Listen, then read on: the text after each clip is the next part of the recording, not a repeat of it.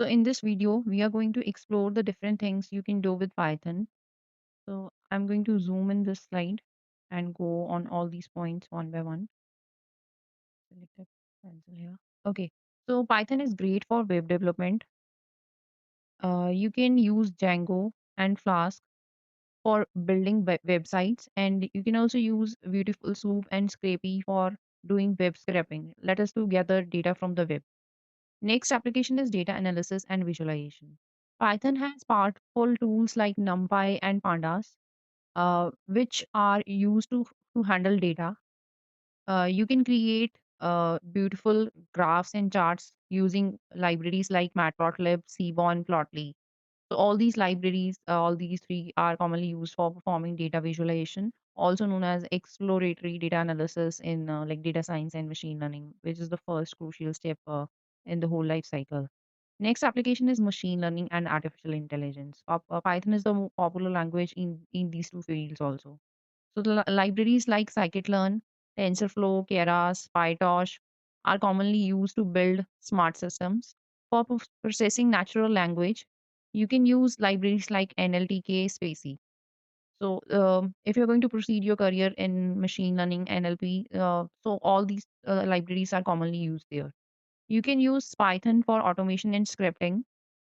If you want to handle file tasks like input output or anything related to file automation of files, then you can use Python to do web scraping, data processing. You can also use a schedule or AP scheduler to manage your task, that is task scheduling.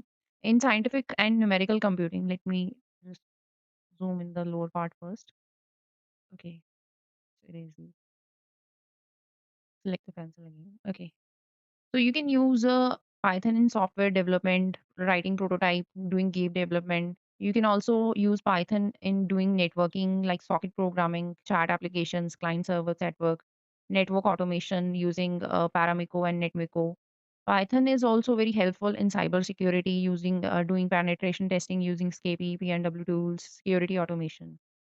Next is embedded systems. Python is mainly used in microcontrollers also in the embedded systems using MicroPython and CircuitPython. Let's go to the bottom part. So next is you can also use Python to write IoT applications uh, using Flask and MQTT libraries. Next application is desktop applications. You can also use Python for GUI development using Kinter, PyQt, Kiwi. And lastly, you can also use Python for database interaction for databases like SQLite, SQL Alchemy, PyMongo.